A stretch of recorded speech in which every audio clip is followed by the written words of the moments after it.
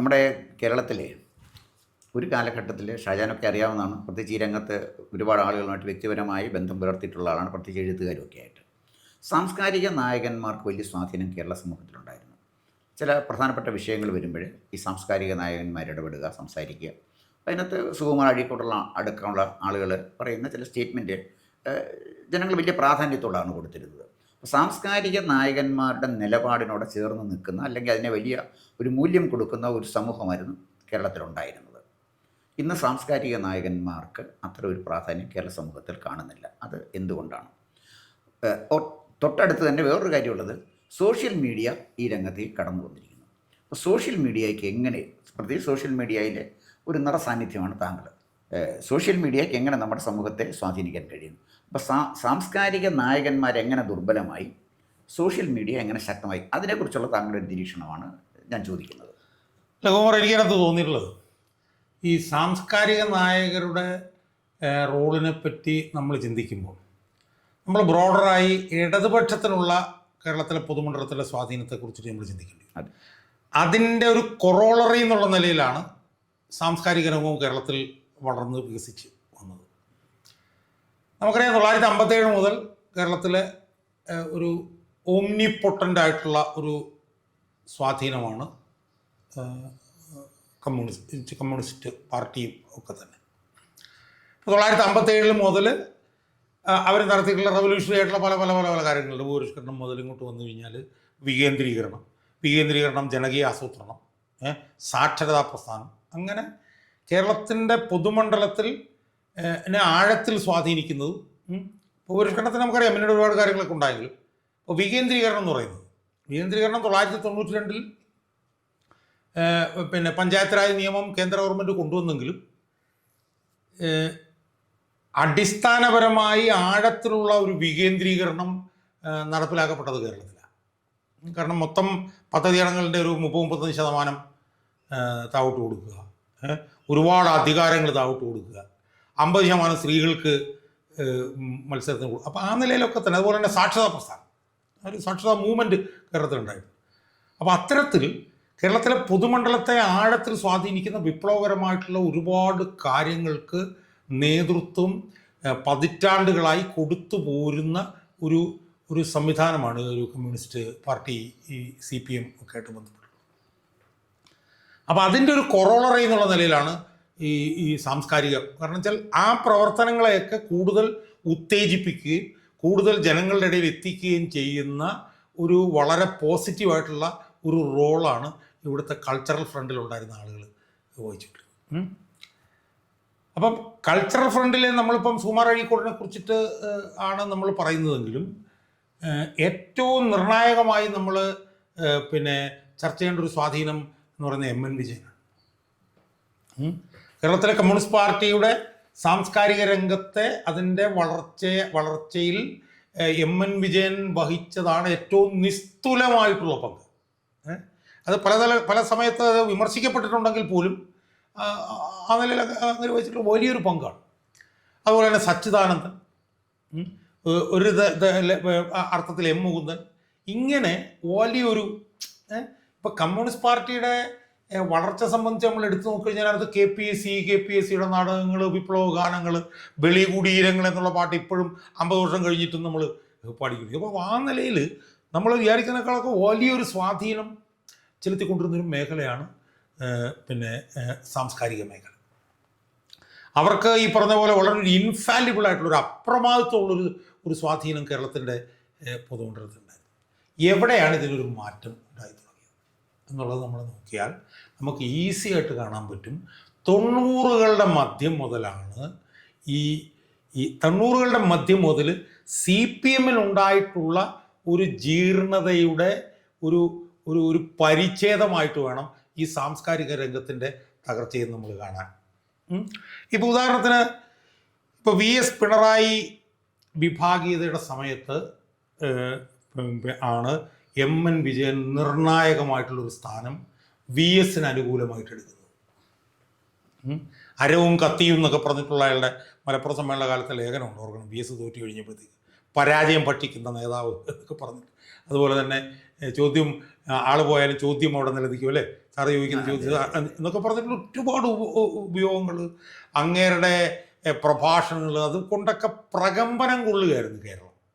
അപ്പോൾ അതിനൊക്കെ ഒരു മാറ്റം സംഭവിച്ചത് CPM ജീർണിച്ച് തുടങ്ങിയപ്പോഴാണ്. CPM യഥാർത്ഥത്തിൽ ജീർണിച്ച് തുടങ്ങിയത് 90കളുടെ അവസാനം മുതലാണ്. 90കളുടെ അവസാനത്തിൽ ഈ പിണറായി വിജയൻ എന്ന് പറയുന്ന ഒരു സബ്സ്റ്റാൻഡേർഡ് ആയിട്ടുള്ള ഒരു കമ്മ്യൂണിസ്റ്റ് നേതാവ്, ടു ബി വെരി ഫ്രാങ്ക്, നമ്മളിപ്പം വ്യക്തിപരമായിട്ടൊന്നുള്ളതല്ല, കാരണം വെച്ചാൽ ഈ കമ്മ്യൂണിസ്റ്റ് പാർട്ടിയുടെ വളർച്ചയിൽ അതിൻ്റെ ലീഡർഷിപ്പിൻ്റെ ഇൻ്റലക്ച്വൽ ഔന്നിത്യം വഹിച്ചൊരു പങ്കെന്ന് പറയുന്നത് അത് ചെറുതല്ല. മനസ്സിലായല്ലോ? നമ്മളിപ്പോൾ EMS ആയിക്കോട്ടെ, CH കണാരനായിക്കോട്ടെ, അവരുടെയൊക്കെ ഒരു ബൗദ്ധികമായിട്ടുള്ള ഒരു ഔന്നത്യം ഉണ്ടായിരുന്നു. ഇപ്പോൾ VS ആയിക്കോട്ടെ, ഇവൻ നായനാരായിക്കോട്ടെ, മനസ്സിലായോ? ആ ഒരു ഔന്നത്തിൽ നിന്ന് ഒരു കല്ലെടുത്ത് കിണറ്റിലേക്ക് ഇടുന്ന പോലെയാണ് പിണറായി വിജയൻ വന്നപ്പോൾ ഇത് ഷൂന്ന് താഴോട്ട് പോയത്. മനസ്സിലായി? അപ്പോൾ അതാണ് ഈ 90കളുടെ അവസാനം ഞാൻ പറയുന്നത്. അതിനകത്ത് VS-നും യഥാർത്ഥത്തിൽ വലിയൊരു പങ്കുണ്ട്. VS ആണ് ഇയാളെ കൈ പിടിച്ച് കൊണ്ടുവന്നത് കണ്ണൂർ. അത് ഞാൻ വേറൊരു ഇൻ്റർവ്യൂവിൽ ഞാൻ പറഞ്ഞതെന്ന് എനിക്കറിയില്ല, ഗോകുമാറിനോട്. അതായത് കണ്ണൂരുള്ള ബൗദ്ധികമായ ഔന്നത്യമുള്ള ഒരുപാട് നേതാക്കന്മാർ രാഘവൻ്റെ കൂടെ 80s മധ്യത്തിൽ പോയി. പുത്തലത്ത് ദിനേശൻ മുതൽ ഓപരതൻ, PV കുഞ്ഞിക്കണ്ണൻ, അങ്ങനെ ഒരുപാട് പേര് കണ്ണൂർ പോയി കഴിഞ്ഞപ്പോൾ പിന്നെ ഞാൻ എപ്പോഴും പറയുന്നത് ഈ തിരിവുകളായിട്ടുള്ള ഈ പിണറായി വിജയനും ഈ കോടിയേരി ബാലകൃഷ്ണനൊക്കെ മാത്രമേ അവിടെ ബാക്കിയുള്ളായിരുന്നു. അതിൽ നിന്ന് ഒരെണ്ണത്തിനെ അച്യുതാനന്ദൻ പൊക്കിയെടുത്ത് കൊണ്ടുവന്ന് CPM-ൻ്റെ ഏറ്റവും ക്രൂഷ്യലായിട്ടുള്ള സ്ഥാനത്ത് സ്ഥാപിച്ചു. അയാൾ അവിടെ ഇരുന്ന് 98-ൽ വിത്തുപാകിയ ഒരു അഴിമതിയാണ് പിന്നീട് മരമായി വളർന്നു വന്ന് ഈ മൊത്തം സംവിധാനത്തിനെ അങ്ങ് എൻഗൾഫ് ചെയ്തു. അപ്പം ആ ഫൈറ്റിൽ ശരിക്കു വേണ്ടി നിന്ന VS അച്യുതാനന്ദൻ്റെ പുറകിൽ ശക്തനായി നിന്ന ആളാണ് MN വിജയൻ. ആ MN വിജയനെയും ഈ റോട്ടൺ ലീഡർഷിപ്പ് ഒരു കോളേജ് അധ്യാപകനാക്കി മാറ്റി. മരിച്ചു കഴിഞ്ഞപ്പോൾ കോളേജ് അധ്യാപനം എന്ന് പറഞ്ഞു. അപ്പം യഥാർത്ഥത്തിൽ CPM-ൻ്റെ ജീർണതയ്ക്ക് സമാനമായിട്ട് സാംസ്കാരിക രംഗത്തും ജീർണത സെറ്റിൻ ചെയ്തു. MN വിജയനെ ഇതാക്കി ഒറ്റപ്പെടുത്തി. MN വിജയൻ അന്തരിച്ചു. MN വിജയൻ്റെ ഒക്കെ കൂടെ നിന്ന ഒന്നാം കിട ബ്രീഡായിരുന്നു ഉമേഷ് ബാബുവിനെ പോലുള്ള ആളുകൾ. ആ ഉമേഷ് ബാബുവിനെ ആളുകൾ ഭയങ്ങൾ എന്ന് പറഞ്ഞിട്ടൊരു കവിത ജനശക്തിയിൽ എഴുതിയാണ് ഉമേഷ് ബാബുവിനെ പുറത്താക്കി കളഞ്ഞു. സച്ചിദാനന്ദൻ അധികാരത്തിൻ്റെ കൂടെ നിന്ന് പോയി. M മുകുന്ദൻ CPM-ൻ്റെ ഒരു അടിമയായിട്ട്, ഒരു അടിമക്കമ്മിയായിട്ട് മാറി. ബാക്കിയുള്ളവരൊക്കെ എന്ത് ചെയ്തു? അവർ സാംസ്കാരിക രംഗത്തെടുക്കേണ്ട സ്വതന്ത്രമായിട്ടുള്ള നിലപാടുകൾ പണയം വെച്ചിട്ട് അവരെല്ലാം CPM-ൻ്റെ ചിറകിനടിയിലേക്ക് പോയിട്ട് അവരുടെ നേട്ടങ്ങളും സ്ഥാനങ്ങളും മാറി പോയി. കരിവള്ളൂർ മുരളി അല്ലെങ്കിൽ അശോകൻ ചരുവിൽ എന്നൊക്കെ പറഞ്ഞിട്ടുള്ള ഈ ആളുകൾ 90% പിന്നെ അധികാരത്തിൻ്റെ ഭാഗമായിട്ടങ്ങ് മാറി. അങ്ങനെ മാറി CPM എത്ര ജീർണിച്ചോ അതിനനുസൃതമായിട്ട് സാംസ്കാരികമായിട്ടുള്ള ജീർണതയും വന്നു. അങ്ങനെയാണ് ഇപ്പോൾ പുരോഗമന കലാസാഹിത്യ സംഘം എന്നൊക്കെ പറഞ്ഞത് ഒരു വാൻഗാർഡായിട്ട് നിൽക്കുകയായിരുന്നു കേരളത്തിൽ. അപ്പം യഥാർത്ഥത്തിൽ CPM-ൻ്റെ ജീർണതയ്ക്ക് സമാന്തരമായിട്ട് അവർ ജീർണിച്ചു. പിന്നെ ഉണ്ടായ ഒരു പ്രധാനപ്പെട്ട സംഭവമാണ് 10 വർഷം ഇവിടെ ഒരു അധികാരത്തിയിരുന്നത്. അപ്പോൾ ഞാൻ ചോദിച്ചു, ഇവിടെ ഈ കാളിദാസൻ്റെ ഒരു പ്രയോഗമാണെന്ന് ഞാൻ ഓർക്കുന്നില്ല, മിഴികളുടെ ചലനത്തെക്കുറിച്ച് മുനികന്യക മാൻപേടയിൽ നിന്നോ മാൻപേട മുനികന്യകയിൽ നിന്നോ എന്ന് പറഞ്ഞ അങ്ങനെ ഒരു ഉപമ കാളിദാസൻ പറയുന്നതായിട്ട് ഞാൻ പണ്ട് ഇവിടെ പഠിച്ചിട്ടുണ്ട്. BA-ക്ക് പഠിച്ചപ്പോഴത്തെ ഓർമ്മയിൽ പറഞ്ഞാണ്. ഇവിടെ ഈ ജീർണത CPM-നെ ബാധിച്ചത് കഴിഞ്ഞിട്ടാണോ സാംസ്കാരിക നായകന്മാരെ ബാധിച്ചത്, അതോ സാംസ്കാരിക നായകന്മാർക്ക് ബാധിച്ച ജീർണത BJP-യെ ബാധിച്ചാണോ? ഞാൻ ചോദിക്കുന്നതിൻ്റെ കാര്യം എന്താണെന്ന് ചോദിച്ചാൽ, ഇപ്പം സുകുമാർ അഴീക്കോട് ഒരു ഇടതുപക്ഷത്തിനോട് സ്വല്പം യോജിപ്പ് കാണിച്ചിട്ടുണ്ട്, വിയോജിപ്പും കാണിച്ചിട്ടുണ്ട്, രണ്ടും ചെയ്തിട്ടുണ്ട്. MN വിജയൻ തീർത്തും CPM-ൻ്റെ ഭാഗത്തായിട്ട് നിന്ന ഒരാളാണ്. MN വിജയൻ്റെ ഒരു പ്രശസ്തമായൊരു പ്രയോഗം ഞാൻ ഓർക്കുന്നത്, അച്ചടക്കമുള്ള മുട്ട ചീമുട്ടയാണ് എന്ന് പറഞ്ഞു. അത് ഇന്ന് തെളിഞ്ഞുകൊണ്ടിരിക്കുക. അച്ചടക്കമുള്ള ഒരു ചീമുട്ടയിൽ ഒരുപാട് ചീമുട്ടകളെ നമ്മൾ കണ്ടുകൊണ്ടിരിക്കുക. അത് CPM-ൽ മാത്രമല്ല, കോൺഗ്രസിലും സാമുദായിക പ്രസ്ഥാനങ്ങളിലും ഒക്കെ അച്ചടക്കമുള്ള മുട്ട ചീമുട്ടയായിട്ട് നമ്മൾ കാണുന്നുണ്ട്. ഇതേ MN വിജയൻ തന്നെയാണ് ഇപ്പം വളരെ ക്രൂരമായൊരു കൊലപാതകമാണ് ജയകൃഷ്ണൻ മാസ്റ്ററെ ഉണ്ടായത്. അത് മരിച്ചതൊരു മനുഷ്യനാണ്. അത് CPM-ഓ കോൺഗ്രസ്സോ ആരും ആയിക്കോട്ടെ, അതും കുട്ടികളുടെ മുന്നിലൊരു അധ്യാപകനെ കൊല്ലുകയായിരുന്നു. അതിനെപ്പോലും ന്യായീകരിച്ച ഒരാളാണ് എം.എൻ. വിജയൻ. അപ്പോൾ എന്ന് പറഞ്ഞാൽ ഒരു സാംസ്കാരിക നായകൻ ഒരു രാഷ്ട്രീയ പാർട്ടിയുടെ വക്താവായിട്ട് മാറുമ്പോൾ രാഷ്ട്രീയ പാർട്ടി ജയിക്കുകയും അല്ലെങ്കിൽ അയാളിലെ രാഷ്ട്രീയക്കാരൻ ജയിക്കുകയും സാംസ്കാരിക നായകൻ മരിക്കുകയാണ് ചെയ്യുന്നത്. ഉദാഹരണത്തിന് ഇപ്പോൾ സച്ചിദാനന്ദൻ്റെ കാര്യം പറഞ്ഞു. സച്ചിദാനന്ദന് എന്തെങ്കിലും ചലനം കേരള സമൂഹത്തിൽ ഉണ്ടാക്കാൻ പറ്റുന്നുണ്ടോ? ഒരു കാലത്ത് സച്ചിദാനന്ദൻ്റെ കവിതകളൊക്കെ അത്യാവശ്യം ആളുകൾ വായിക്കുമായിരുന്നു. അപ്പോൾ സച്ചിദാനന്ദൻ എന്ന് പറഞ്ഞാൽ കാലഹരണപ്പെട്ട ദൈവമാണ്. അദ്ദേഹത്തെ ആരും കാര്യമായിട്ട് നോക്കുന്നില്ല. പിന്നെ എം മുകുന്ദൻ ഈ പറഞ്ഞതുപോലെ എം മുകുന്ദൻ തന്നെ ഇടയ്ക്ക് ഗുരുവായൂർ പോയി തൊഴുതു. അപ്പോൾ അദ്ദേഹം നിരീശ്വരവാദിയായിരുന്നപ്പം പണ്ട് പറഞ്ഞിരുന്നു ഞാൻ ഇപ്പം തന്നെ അറിയുന്നത്. അപ്പം ഇത് പറഞ്ഞത് ഇപ്പോൾ കേരള സമൂഹത്തിൽ അശോകൻ ചരുവിലൊന്നും ഒരു പ്രധാനപ്പെട്ട ആളല്ല കേരള സമൂഹത്തിൽ. അപ്പോൾ കേരള സമൂഹത്തിലെ രാഷ്ട്രീയ സാംസ്കാരിക നായകന്മാരിൽ സമൂഹത്തെ കറക്റ്റ് ചെയ്യാൻ കഴിയുന്ന സാംസ്കാരിക നായകന്മാർ പിൽക്കാലത്തുണ്ടായില്ല എന്ന് മാത്രമല്ല, ഉള്ള നായകന്മാരുടെ സാംസ്കാരികമായ അധപ്പതനം പിന്നീട് കമ്മ്യൂണിസ്റ്റ് പാർട്ടിയെ ബാധിച്ചു, അല്ലെ കമ്മ്യൂണിസ്റ്റ് പാർട്ടിയെ ബാധിച്ച സാംസ്കാരിക അധപ്പതനം അവരെയും ബാധിച്ചു. എന്ന് പറഞ്ഞാൽ ചുരുക്കത്തിൽ സാംസ്കാരിക നായകന്മാർക്ക് കേരള രാഷ്ട്രീയത്തിൽ കാര്യമായ സ്വാധീനം ചെലുത്താൻ കഴിയാത്ത വിധത്തിൽ അവർ ദുർബലരായി എന്നാണോ താങ്കൾ പറയുന്നത്? അല്ല, ഞാനത് അങ്ങോട്ടും ഇങ്ങോട്ടും എന്നുള്ള നിലയിൽ ഞാൻ കാണുന്നില്ല. ഞാൻ വിജയൻ്റെ എം.എൻ. വിജയൻ്റെ കാര്യത്തിൽ ഞാൻ പറഞ്ഞു, മാഷിൻ്റെ കാര്യത്തിൽ ഞാൻ പറഞ്ഞു, വിമർശനങ്ങളുണ്ട്. അത് ജയകൃഷ്ണ മാഷിൻ്റെ കാര്യത്തിൽ മാത്രമല്ല, മറ്റേ പാപ്പിനിശ്ശേരിയിൽ മറ്റേ പാമ്പ് ഇത് ചെയ്തില്ല, ആ സമയത്തും അപ്പോൾ ആ വിമർശനങ്ങൾ അദ്ദേഹത്തിൻ്റെ അടുത്തുണ്ട്. പക്ഷേ എങ്കിലും ഓവറോളായിട്ട് അയാൾ എടുക്കും. ഓവറോളായിട്ട് എം.എൻ. വിജയൻ മാഷിനെ നമ്മൾ അടയാളപ്പെടുത്തുമ്പോൾ അയാൾ വളരെ ഇൻഡിപെൻഡൻ്റ് ആയിട്ടൊരു വലിയ സമരം നടത്തിയ ഒരു മനുഷ്യനാണെന്നുള്ള കാര്യത്തിൽ ഞാൻ ചോദിച്ചു. പക്ഷേ ഞാൻ പറയുന്നത് CPM-ൻ്റെ ജീർണത സാംസ്കാരിക രംഗത്തെ ജീർണതയിലേക്ക് ക്രീപ്പ് ചെയ്തു എന്നാണ് ഞാൻ പറയുന്നത്. അല്ല, തിരിച്ച്, കാരണം വെച്ചാൽ ഈ CPM-ൻ്റെ ജീർണതയ്ക്കെതിരെ പോരാടാനുള്ള ഇച്ഛാശക്തിയുള്ള സാംസ്കാരിക നായകന്മാരൊന്നും ഉണ്ടായിരുന്നില്ല കേരളത്തിൽ എന്നുള്ളതാണ് വസ്തുത. ഇപ്പം എം.എൻ. വിജയൻ ഉണ്ടായിരുന്നു. പക്ഷെ എം.എൻ. വിജയനെ ഒറ്റപ്പെടുത്തി അയാളെ ഉപരോധം ഏർപ്പെടുത്തി അയാളെ വല്ലാതെ ഇല്ലാതാക്കിക്കളഞ്ഞു. പിന്നീടുണ്ടായ ഒരു പ്രധാനപ്പെട്ട ആളെ പിന്നെ ഉമേഷ് ബാബുവാണ്. ഉമേഷ് ബാബുവിനെ കവിത എഴുതിയെന്ന് പറഞ്ഞ് പുറത്താക്കി. ഉമേഷ് ബാബുവിനെ വധിക്കാൻ തന്നെ 2-3 ശ്രമങ്ങൾ ഇവിടെ നടത്തി. പക്ഷേ ഉമേഷ് ബാബു ഇപ്പോഴും CPM-ൻ്റെ ജീർണതയ്ക്കെതിരെ അതിശക്തമായിട്ടുള്ള പോരാട്ടങ്ങൾ പുറത്തു നിന്ന് നടത്തുന്ന ഒരാളാണ്. അപ്പം സാംസ്കാരിക നായകന്മാർക്കുണ്ടായിട്ടുള്ള ജീർണത എന്ന് പറയുന്നത്, ആ ജീർണത CPM-നുണ്ടായിട്ടുള്ള ജീർണത സിനോണിമസ് ആണ്. സിനോണിമസ് വിത്ത് പിന്നെ degeneration which has set into the CPM party.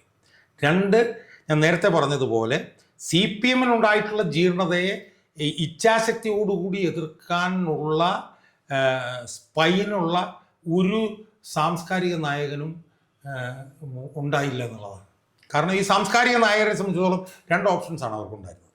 ഒന്ന്, ഈ ജീർണിച്ച സംവിധാനത്തിനെ ഫൈറ്റ് ചെയ്ത് അതിനകത്ത് നിന്ന് വിട്ടുനിന്ന് ഇൻഡിപെൻഡൻ്റായി സമരം ചെയ്യാന്നുള്ളത്.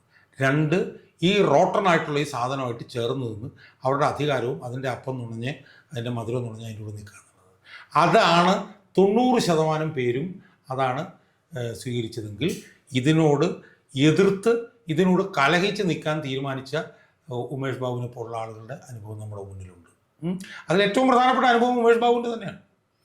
അയാൾ കണ്ണൂരിരുന്നുകൊണ്ട് വിജയൻ്റെ വായിലിരുന്നുകൊണ്ടാണ് വിജയനെതിരെ അയാൾ തീതുപ്പുന്ന സമരം അയാൾ നടത്തിക്കൊണ്ടിരിക്കുന്നത്. മനസ്സിലായി. അപ്പം യഥാർത്ഥത്തിൽ കേരളത്തിലെ സാംസ്കാരിക മേഖലയ്ക്ക് മൂല്യച്യുതി ഉണ്ടായിട്ടുണ്ടെങ്കിൽ അതിൻ്റെ 100% കാരണവും CPM-നുണ്ടായിരിക്കുന്ന ഈ പിന്നെ ജീർണത തന്നെയാണ് എന്ന് നമുക്ക് വ്യക്തമായി പറയാൻ പറ്റും. 2, ഞാൻ നേരത്തെ പറഞ്ഞ പോലെ നട്ടലോടുകൂടി ആർജവത്തോടുകൂടി ഇതിനെ എതിർക്കാൻ ഉള്ള ത്രാണിയുള്ള ഒരു സാംസ്കാരിക നായകനും ഇന്ന് കേരളത്തിൽ ജീവിച്ചിരിപ്പില്ല എന്നുള്ളതും ഒരു വസ്തുത. ചുരുക്കത്തിലെ സാംസ്കാരിക നായകന്മാരുടെ സാംസ്കാരിക അധപ്പതനം അത് കേരളത്തിൽ അവരെ തന്നെ സ്വയം അപ്രസക്തരാക്കി അവരെ ഒരു സഹതാപ പിന്നെ കഥാപാത്രങ്ങളായിട്ടോ അല്ലെങ്കിൽ പുച്ഛത്തിൽ ഒരു ബഹുമാനമില്ലാതെ അനാദരവോടെ ജനങ്ങൾ കാണുന്ന ഒരു വിഭാഗം ആളുകളൊക്കെ മാറ്റി എന്നുള്ളതിനോട് ഞാൻ യോജിക്കുന്നു. ഒപ്പം ഒരു കാര്യം കൂടെ എനിക്ക് പറയാനുള്ളത്, അത് പറഞ്ഞ് നമുക്ക് കൺക്ലൂഡ് ചെയ്യാം. അതായത് കമ്മ്യൂണിസ്റ്റ് പാർട്ടിയിൽ തന്നെ ഇപ്പം എം.എൻ. വിജയൻ പാർട്ടിക്കകത്ത് നിന്നല്ലല്ലോ പ്രവർത്തിച്ചത്, അദ്ദേഹം കോളേജ് പ്രൊഫസറായിരുന്നല്ലോ. പാർട്ടിക്കകത്ത് നിന്ന് സാംസ്കാരിക രംഗത്ത് പാർട്ടിയെ നയിച്ച ആളാണ് പി. ഗോവിന്ദപിള്ള സാറ് എനിക്ക് ഓർമ്മ ഉള്ളത് ഈ ടിയാനൻമെൻ സ്ക്വയറിൽ പിന്നെ ചൈനീസ് ഗവൺമെൻറ് അതിക്രമം കാണിച്ചപ്പോൾ അതിനോട് വിയോജിച്ച ആളാണ് ഗോവിന്ദപിള്ള സാറ് ശരിക്കും പറഞ്ഞാൽ മൗലികമായ ചിന്തയിൽ EMS-നേക്കാൾ ഞാൻ ബഹുമാനിക്കുന്നത് പി. ഗോവിന്ദപിള്ളയാണ്. പിന്നെ ഈ ദാർശനിക തലത്തിൽ ഒരു പടി മുന്നിലാണെന്നാണ് എൻ്റെ റീഡിങ്ങിൽ എൻ്റെ അഭിപ്രായം. ചിലപ്പോൾ ഷാജാൻ യോജിക്കണമെന്നില്ല എങ്കിൽ പോലും. അപ്പോൾ പി ഗോവിന്ദപിള്ളയെ പോലെ ഒരാൾ ഇന്ന് കമ്മ്യൂണിസ്റ്റ് പാർട്ടിയിലില്ല. അപ്പോൾ സാംസ്കാരിക നായകന്മാരുടെ അധപ്പതനം വന്നു. അങ്ങനെ നമ്മൾ നോക്കുമ്പോഴേ ഇതെല്ലാം പ്രതികൂലമായി ബാധിക്കുന്നത് കേരള സമൂഹത്തെയാണ്, നമ്മുടെ സംസ്ഥാനത്തിന്. അല്ലാതെ സംശയമില്ല. ഞാൻ പറഞ്ഞത് ഈ ഗോവിന്ദപിള്ള പി ജിയുടെ ഒരു കാര്യത്തിൽ ദാർശനിക തലത്തിൽ സത്യം പറഞ്ഞാൽ പി ജി വളരെ ഔന്നത്യമുള്ള ഒരാളായിരുന്നുവെങ്കിലും CPM എന്ന് പറഞ്ഞ ഈ വളയത്തിനകത്തു നിന്നുള്ള കളികൾക്കപ്പുറത്തേക്ക് അങ്ങനെ പോയിട്ടില്ല. ഇനിയിപ്പോൾ നമ്മൾ സാമൂഹ്യ മാധ്യമങ്ങളെ കുറിച്ചിട്ടുള്ള കാര്യം നമ്മൾ പറഞ്ഞു, പിന്നെ അടുത്തൊരു ചാപ്റ്ററായിട്ട് അപ്പോൾ ഇത് ശരി. തീർച്ചയായിട്ടും നമ്മുടെ സാംസ്കാരിക നായകന്മാർ കേരളത്തിലെ ദുർബലരായി കഴിഞ്ഞു, അവർ അപ്രസക്തരായി കഴിഞ്ഞു. വരാൻ പോകുന്ന തെരഞ്ഞെടുപ്പുകളിലൊന്നും അവരൊരു സ്വാധീനവും ചെലുത്താൻ പോകുന്നില്ല. അവരുടെ സ്ഥാനത്തേക്ക് സോഷ്യൽ മീഡിയ കടന്നു വന്നു എന്നുള്ളതാണ് യാഥാർത്ഥ്യം. കൂടുതൽ വാർത്തകളും വിശേഷങ്ങളും നേരിട്ട് ലഭിക്കാൻ ജനങ്ങളിൽ നിന്ന് ജനങ്ങളിലേക്ക് ജനഭൂമി ന്യൂസ് സബ്സ്ക്രൈബ് ചെയ്യൂ. ബെൽ ബട്ടൺ അമർത്താനും മറക്കരുത്.